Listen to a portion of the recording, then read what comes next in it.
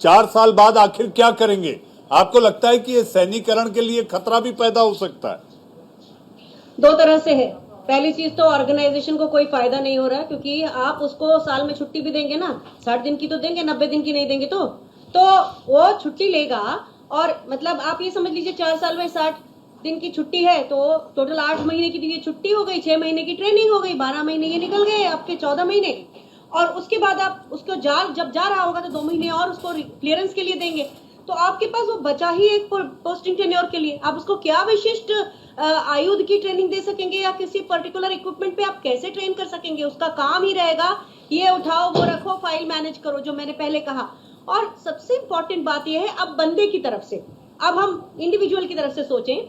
ये असल में हुआ क्या है कि एक है स्टार्टअप नेशन नाम की किताब, जो इजराइल के ऊपर लिखी गई है, 2009 में लिखी गई है। अब ये सारी चीज इजराइल की जो 70 लाख की पॉपुलेशन है, वो चीज हिंदुस्तान की 135 करोड़ की पॉपुलेशन पे ये इंप्लीमेंट कर रहे हैं। सरकार की बुद्धि नहीं है, क्योंकि आप दिल्ली में सेब नहीं उगा सकते, तो आप अगर वहां का चीज यहाँ करेंगे तो आप कैसे उस चीज को जस्टिफाई कर पाएंगे? एक युवा जो 17 साल में आता है 10वीं पास, और बाहर जाएगा तो उसकी क्या क्वालिफिकेशन है? वही 10वीं पास। और जब उसके साथ वाले लोग आगे बढ़ चुके होंगे, तो आप ये सोचिए ना कि आप उसको बंदे को आप क्या दे रहे हैं, उस युवा को क्या दे रहे हैं? ना तो एक्सपर्टीज दे रहे हैं, और आप कह रहे हैं कि वो अनुशासन वाला बना। जी नहीं, वो डिप्रेस्ड बना, क्योंकि आखिरी में जब वो 25% में नहीं आएगा, जब उसको उस रिजेक्शन से सामना होगा, तो क्या करेगा वो? तो ना तो हमारी सेनाओं को कोई बेनिफिट है। ऐसे लोग जो खुद पेंशन लेकर बैठे हैं और दूसरों के ना मिलने पर खुश होते हैं, उन पर मैं शर्मिंदा होती हूँ कि उन्हें नाम नमक और निशान की कीमत नहीं है। सत्ता के सामने इतना झुकते कि डर के मारे कुछ नहीं बोल पाते। दानी जी नौ सीखिए, डिफेंस की तरफ से जो है उनको कह रही, नौ सीखिए, जवानों की संख्या बढ़ जाएगी, ये संकेत दे रही है जी। ऐसा है कि एक तो अभी हमने सुना कि 2 साल से डिस्कस हो रहा था, बड़ा ताज्जुब है जी। 2 साल से डिस्कस हो रहा था, प्रेस रिलीज ठीक से आई भी नहीं है। प्रेस रिलीज में ये तक साफ नहीं है कि जो भर्तियां चल रही थी पहले से, क्या वो चलेंगी, क्या उनका परसेंटेज घट जाएगा, या पूरी की पूरी यही एंट्री होने वाली है, ये अग्निवीर वाली। तो ये चीज साफ होनी चाहिए थी, क्योंकि इससे लोगों के अंदर समझ नहीं आ रही है कि भाई 15 साल वाला भी ऑप्शन है कि नहीं, शुरू से ही है कि नहीं, एंट्री लेवल पे है कि नहीं।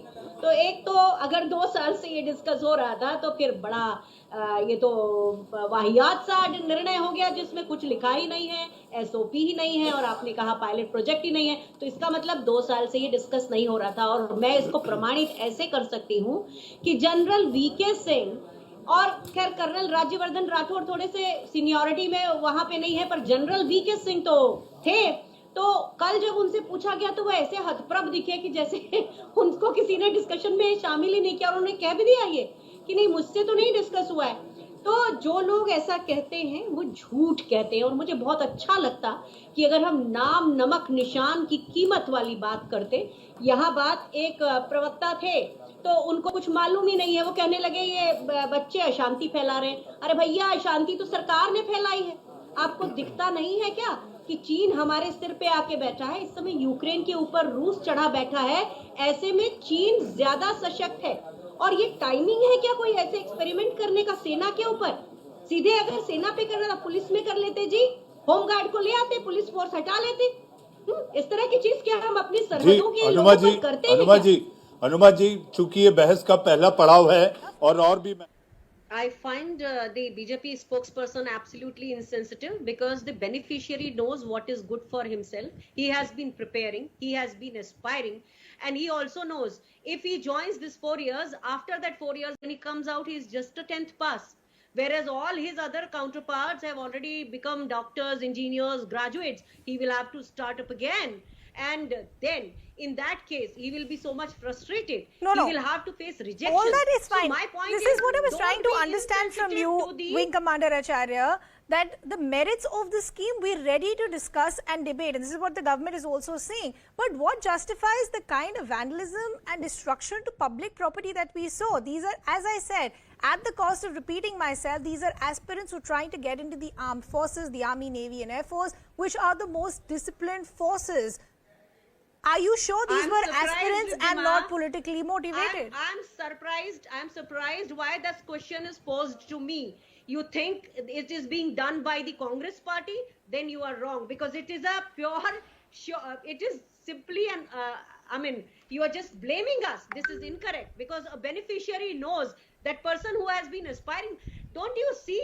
Are you not sensitive enough to understand what is their plight? So don't blame here opposition for this. Government has gone berserk.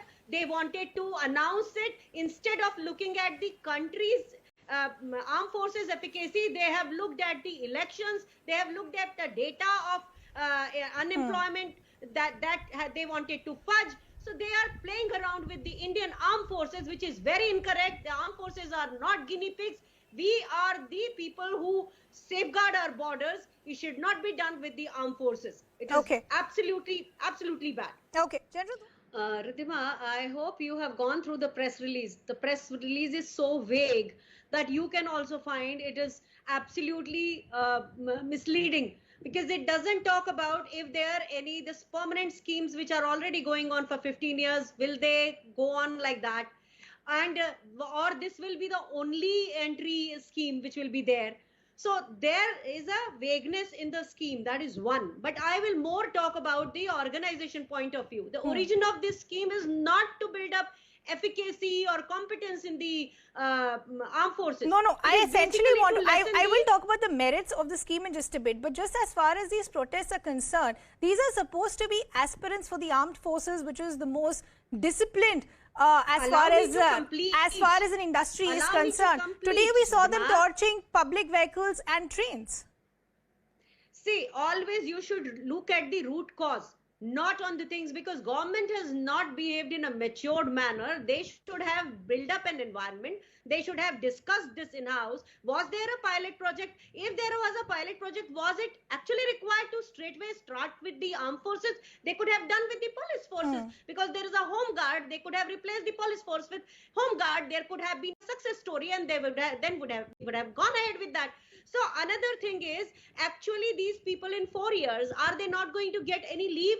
If they are going to get a leave of 90 days like it is applicable to others, they are practically not available to the organization for good 1.5 years. And in that 2.5 years which is left out, are you going to make them specialized trainees? No, you can't. You will give them sundry jobs, office management, cleaning, maintenance. You can't send them. That is a valid concern, that the training process itself. जी, ऐसा है कि एक तो अभी हमने सुना कि 2 साल से डिस्कस हो रहा था. बड़ा ताज्जुब है जी, 2 साल से डिस्कस हो रहा था. प्रेस रिलीज ठीक से आई भी नहीं है. प्रेस रिलीज में ये तक साफ नहीं है कि जो भर्तियां चल रही थी पहले से, क्या वो चलेंगी, क्या उनका परसेंटेज घट जाएगा, या पूरी की पूरी यही एंट्री होने वाली है, ये अग्निवीर वाली. तो ये चीज साफ होनी चाहिए थी, क्योंकि इससे लोगों के अंदर समझ नहीं आ रही है कि भाई 15 साल वाला भी ऑप्शन है कि नहीं, शुरू से ही है कि नहीं, एंट्री लेवल पे है कि नहीं. तो एक तो अगर 2 साल से ये डिस्कस हो रहा था, तो फिर बड़ा ये तो वाहियात सा निर्णय हो गया, जिसमें कुछ लिखा ही नहीं है, एसओपी ही नहीं है, और आपने कहा पायलट प्रोजेक्ट ही नहीं है. तो इसका मतलब 2 साल से ये डिस्कस नहीं हो रहा था. और मैं इसको प्रमाणित ऐसे कर सकती हूँ कि जनरल वीके सिंह और खैर कर्नल राज्यवर्धन राठौड़ थोड़े से सीनियरिटी में वहां पे नहीं है, पर जनरल वीके सिंह तो थे. तो कल जब उनसे पूछा गया तो वो ऐसे हतप्रभ दिखे कि जैसे उनको किसी ने डिस्कशन में शामिल ही नहीं किया, और उन्होंने कह भी दिया ये कि नहीं, मुझसे तो नहीं डिस्कस हुआ है. तो जो लोग ऐसा कहते हैं वो झूठ कहते हैं. और मुझे बहुत अच्छा लगता कि अगर हम नाम नमक निशान की कीमत वाली बात करते. यहाँ बात एक प्रवक्ता थे, तो उनको कुछ मालूम ही नहीं है, वो कहने लगे ये बच्चे अशांति फैला रहे हैं. अरे भैया, अशांति तो सरकार ने फैलाई है. आपको दिखता नहीं है क्या कि चीन हमारे सिर पे आके बैठा है? इस समय यूक्रेन के ऊपर रूस चढ़ा बैठा है. ऐसे में चीन ज्यादा सशक्त है. और ये टाइमिंग है क्या कोई ऐसे एक्सपेरिमेंट करने का सेना के ऊपर? सीधे अगर सेना पे करना था, पुलिस में कर लेते जी, होम गार्ड को ले आते, पुलिस फोर्स हटा लेते. इस तरह की चीज क्या हम अपनी सरहदों के country like Israel, countries like the United Kingdom and several others. Russia, for example, has a similar model of conscription and contract recruitment. Conscripts serve 1-year term and then are put into reserve. So it's not something which Colonel Rathore and the BJP dreamt up. It's something which has been done elsewhere. The average age of the Indian army is currently in the mid-30s, which is a bad idea given the kind of challenges we face in terms of terrain in China and in Pakistan. Reducing the age to the mid-20s is the right thing to do, madam. Rahul, please understand what patchwork has already started in this scheme. What the Colonel Rathod has said as Prime Minister has his ears on ground. It's the huge sound of vote shifting, and that is where the patchwork has started. And let me tell you that this is not going to work in India. The timing is so poor and bad. Where China is already invaded us, it has come so far. Then we have a fragile economy of Pakistan and Sri Lanka around us. They can always play rogue. So this is not the time. You can't use armed forces as a guinea pig. And what is it for combat effectiveness or just to reduce the pension bill? That's to be understood. And here, if it is for combat effectiveness, your effective availability of that person who has been inducted is just for 2.5 years, because out of that, he will definitely get 60 days and 90 days of leave as is applicable to present soldiers. So what are we doing? He will be available. Let Colonel only for 2.5 Rathod years. respond to your charge that this is essentially being done to reduce the pension. What you, Anuma, go ahead. Well, I would call it a I know it all syndrome, because armed forces are not guinea pigs, and you got to see that effective availability of this person for any specialized training is barely 2.5 years, because he will also be given leave, which will be 60 days minimum in an year, because others get 90 days. And from the beginning itself, he will have two kind of, you have seen the press release, isn't it so vague? It doesn't talk about, is it the only one scheme which is for induction, or the normal scheme for 15 years will also go on, or will it be only this 25% who will make to that 15%, 25% who will make it to the permanent thing? Are we not exposing that youth who is just 10th pass to an idea of rejection at such a young age?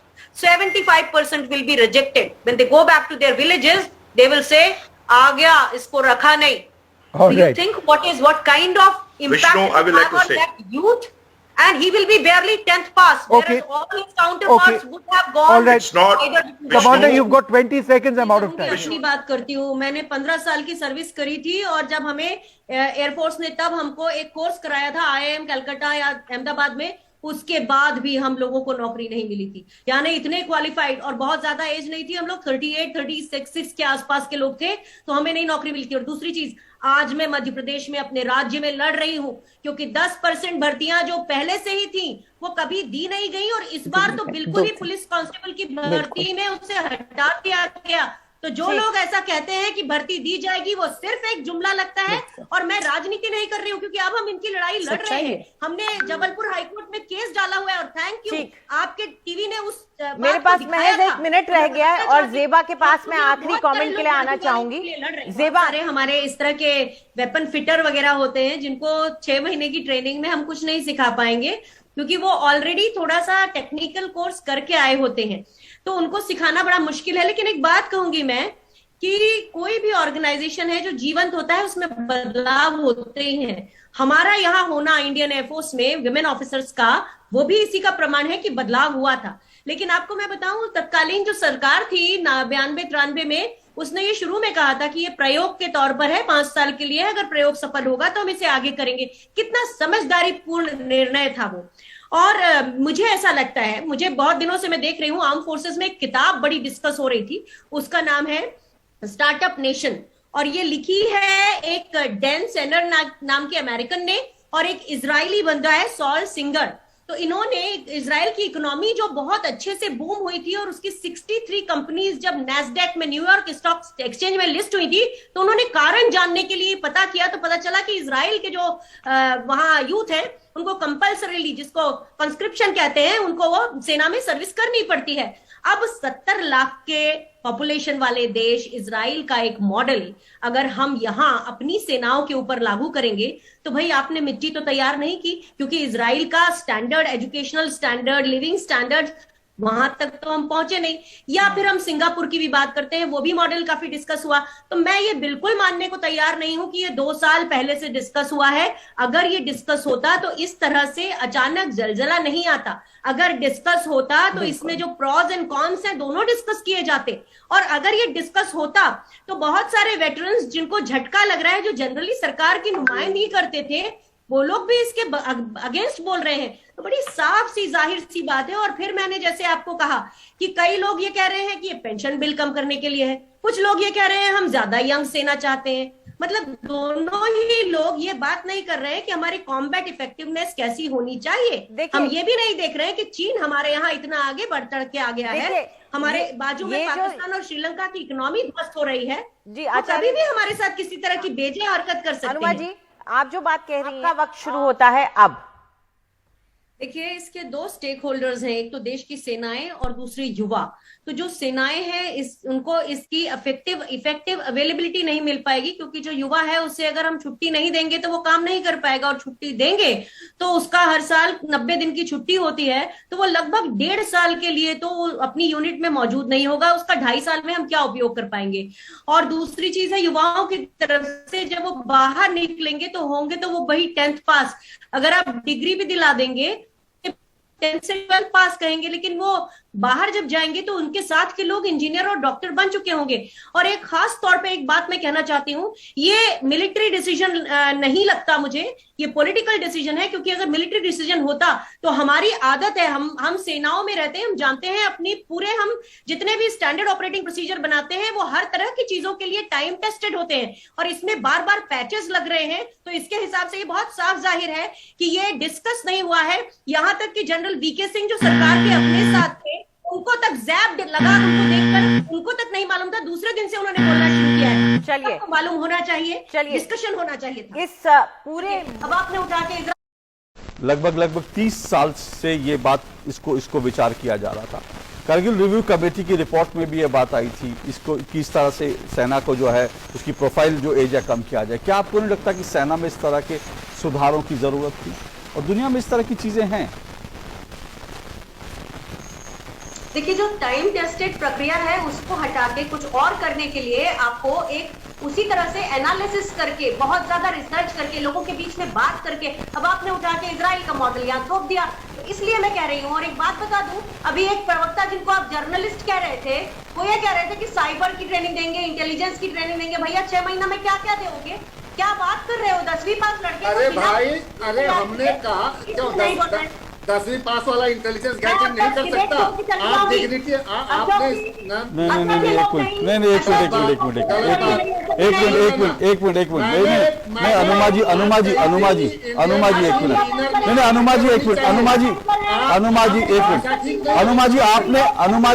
अनुमा जी आपने प्रमोद जी के लिए कहा प्रवक्ता type पत्रकार, ये स्वीकार नहीं है। ये आप किसी पत्रकार को ये क्या प्रवक्ता टाइप, मतलब आपकी जो विचार, आपका विचार है, अगर एक पत्रकार का विचार आप उसको प्रवक्ता बना देंगे, ये गलत है ना, ये गलत है। आप किसी के ऊपर निजी टिप्पणी नहीं कर सकती ना। बात पूरी करने दीजिए। नहीं, आप किसी के ऊपर, आप अपनी बात पूरी, मैं तो भाई उन्होंने क्यों बोला? क्योंकि आपने उन पर निजी टिप्पणी करी। आपसे पूछ रही हूँ सवाल, आपसे चेयर आप हैं, आपसे पूछ रही हूँ। और दूसरी चीज मैं अब आपको बता दूं, नहीं आप करिए, मैं आपको समय दूंगा पूरा, लेकिन मैं ये कह रहा हूँ किसी पर निजी टिप्पणी ना करें। बोलिए। छोड़िए ना, ये सब में मैं नहीं आऊंगी, इसीलिए आपको ट्वीट लिखी थी, सुन लीजिए। अरे बाबा, आप ट्वीट नहीं लिखे, आप चिट्ठी लिखे, मुझे उससे कोई फर्क नहीं पड़ता। आप ट्वीट ना लिखे, चिट्ठी लिखे, मुझे उससे कोई फर्क नहीं पड़ता। लेकिन मेरे प्रोग्राम में किसी मेहमान पर निजी टिप्पणी मत कीजिए प्लीज, मेरा सिर्फ इतना कहना है। मैं अकेले लोहा ले रही हूँ और मैं लोहा लूंगी, मैं वही बता रही हूँ। अरे कार्ड मत कीजिए, सुनिए अनुमा जी, कोई कार्ड मत कीजिए, विक्टिम कार्ड मत खेलिए। अनुमा जी, विक्टिम कार्ड मत खेलिए, पूरे प्रोग्राम में आप बोल रही है विक्टिम कार्ड मत खेलिए, विक्टिम कार्ड मत खेलिए, विक्टिम कार्ड मत खेलिए। आप सेना से आई हैं, विक्टिम कार्ड मत खेलिए। सेना के लोग गोली से खेलते हैं, खतरों से खेलते हैं। विक्टिम कार्ड बोलिए बहनी साहब बोलिए। 40 साल पहले बहन जी, आप यूनिफॉर्म पहनो सोच भी नहीं सकते थे, लेकिन परिवर्तन के दौरान आपने यूनिफॉर्म पहना, अभी रिटायरमेंट भी हो गए। कल आज नहीं, आज कल नहीं, परिवर्तन की जरूरत हमेशा रहता है। देश की रक्षा और सुरक्षा का जिम्मेदारी आर्मी, नेवी, एयर चीफ की रिस्पॉन्सिबिलिटी है। अगर उन्होंने कुछ पॉलिसी हमारा देश के हित में किया है, उसको मद्देनजर रखते हुए हमें उसको पालन करना है। देश का हित के लिए हमें आगे बढ़ना है, साथ देना है, यही मेरा कहना है। बिल्कुल ठीक बात है। समय इतना ही है। गुरुप्रकाश जी, आपका आखिरी कमेंट सिर्फ 30 सेकंड में। गुरुप्रकाश जी।